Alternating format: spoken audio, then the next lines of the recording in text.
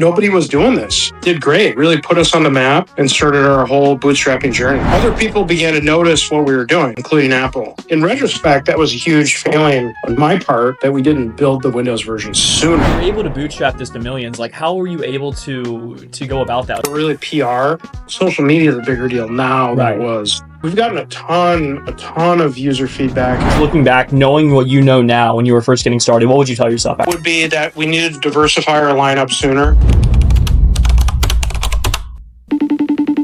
Hey, are you Matt Ronge, the co-founder of Astropad? Turned iPads into a pro drawing tool and bootstrapped to millions in revenue and then took on Apple? That would be us, yeah. Astropad. Right. Listen, Matt, so I kind of got a creative itch that I need to scratch, right? So I'm no pro when it comes to art and drawing, but I do think there's hope for me. And after discovering Astropad, I think I can reaffirm that statement. But then I got kind of sidetracked about your story and wanted to call and just learn a little bit more. So how did this all get started? Sure. So my co-founder and I started this, it's hard to believe, but more than 10 years ago at this point, with the now known as Astropad Studio that lets you turn the iPad into a drawing tablet for the computer.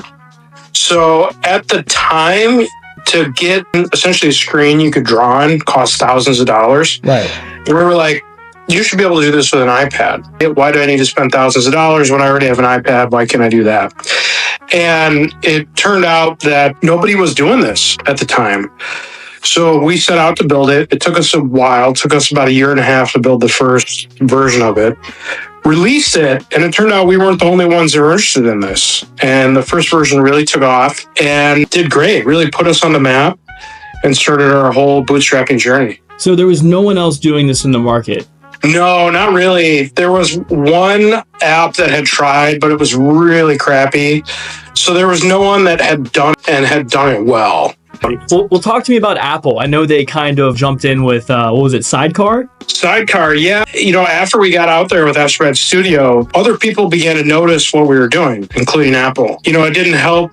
It didn't hurt that people were letting Apple know and even like CCing us on emails when at, for example, Disney and Pixar saying like, hey, I found this cool new tool I'm using with my iPad. And so they were cluing in to Apple that this was a capability that they really needed on the iPad. And they ended up having us come to their campus to chat with them and give a demo of our stuff and asked a bunch of questions. And we were hoping that maybe this was like a acquisition potential, something along those lines. But they were really fishing for information. And it was about 2 years-ish later. Yeah, maybe not quite that, maybe 1.5 years or so, that they released their own version, Sidecar. Really? That came with the Mac for free. So that was a huge blow to us. Yeah. So where do you go from there when Apple kind of undercuts you like that? Well, it was absolutely brutal. I mean, we fought back hard and, Apple didn't like that. This was as the App Store was coming under increased scrutiny. But there weren't a lot of developers speaking out about Apple, and we were, and so that helped us actually get more press coverage at the time about what we were doing. And meanwhile, we got the engineering team going on building a Windows version, because while we worked with a Mac and an iPad, we didn't work with Windows, and that was always a huge feature request, but we had just never gotten around doing it. And in retrospect, that was a huge failing on my part that we didn't build the Windows version sooner. We really should have sooner. But we managed to pull it off, and we managed to ship a Windows version. And it's still around today.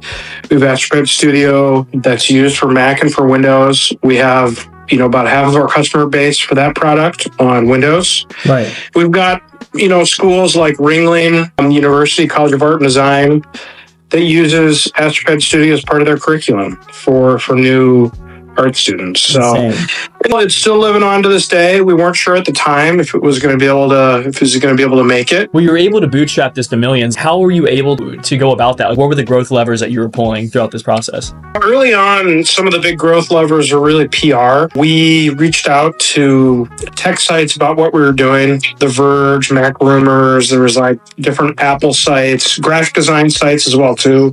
Sites catered toward artists. Creative Block is one. And that was really what put us on the map. Now, it's interesting, it's changed more since then. These sites have less sway than they did when we first started. Right. When we first started, it was a bigger deal versus I'd say social media is a bigger deal now than it was when we started. Before it was partnering with these big websites, correct? Absolutely. Was there one of them that like really moved the needle for you? It was really just hitting them with each release. We kept improving the product and we kept going back to them. Like, hey, we're out. We've got these new features. Yeah. You know, we've heard customers want this. We've improved this. So really hitting the Mac community pretty hard. The Apple iPad Mac community is pretty strong community. So it's easy for word to spread among them. And then really the graphic design and photography communities, actually. I can't forget about them. Some of these sites like D Preview, and there was others that reviewed photography gear that were also interested in our stuff, which is also a big mover early on. So I saw that you guys had some sort of podcast out there of you guys actually talking about the product. What kind of user feedback have you gotten that have helped you guys refine the product over time throughout all these years? We've gotten a ton of user feedback. In fact, that's even what's led us to create other products, is often off the user feedback. We listen very closely to what users are telling us. One of them was a product that spun out was Luna Display. Right. Which is actually a hardware product. I actually have one right here. Let's go. Here it is. Nice. So this little guy, you can plug it in to your computer. This works with Windows or Mac. And it turns the iPad into an extra display. Got it. That's how it started, right? And what we heard is that people that were using Astropad Studio wanted extra screen space. And so that's how we came around to building this guy. Now, today we sell a lot of these for people that actually want to use another computer, like an iMac as an extra display, which is really popular. I mean, that's been really good too. Interesting. So how much can you store on that one little hard drive? Well, so this particular one isn't a hard drive. You can think of this more like a little display. Oh, got it. So when you plug this in, it activates another display that then we can send to your iPad or to another computer. So it's kind of like a little display and a dongle. Got it.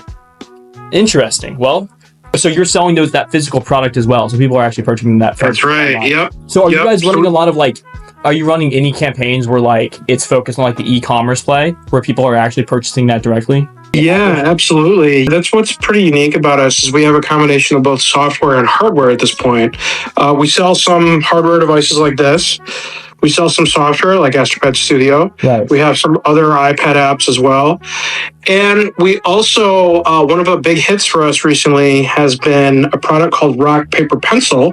That it's an iPad screen protector. I've actually got, where'd I put that? Let's go. Rock Paper Pencil. And it's a screen protector. I've got it on my iPad here. And it gives it a paper feeling when you're using it. And so again, this came directly out of customer feedback, where customers were using our products on the iPad. And one of the complaints was the Apple Pencil on the iPad, it's kind of slippery, right? It doesn't quite feel like my sketchbook, right? Can you make it more realistic? And by putting this screen protector on it, plus a custom Apple Pencil tip, we can make a more realistic paper feeling. So we cross the gamut from software to hardware. We really go where we need to go to build what we need to build for our customers. Gotta do what you gotta do. What's one piece of advice you would give to yourself, just looking back, knowing what you know now when you were first getting started? What would you tell yourself back then?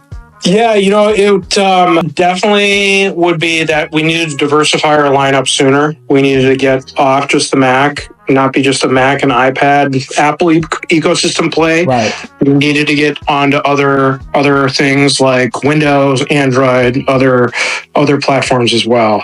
That's what I wish we had started way earlier. Eventually we did get there, but it took a lot of years and it was a lot of time. Understood. So what advice would you give to, let's say, a newer app founder out there that's building right now in today's day and age? I know everything was kind of different when you guys first got started. To a newer app founder, that's a great question. What would I give to a newer app founder? One is, just get going.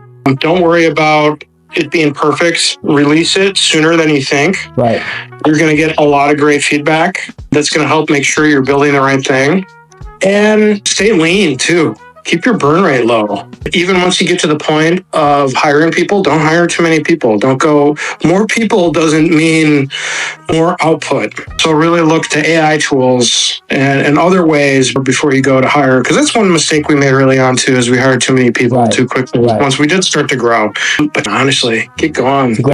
There's a ton of ideas out there. There's, the AI tools have blown the app landscape completely open. Oh, absolutely. I think there's new ways to take a look at not just apps, but all software, right? A fresh look at all things. And so that's a huge opportunity Matt, that I would look at. Give me the inside scoop. What's the tech stack looking like? What are some of those AI tools that you're using? What's out there right now? And what should people go take advantage of? For code, we love Cursor. Cursor's awesome for writing code.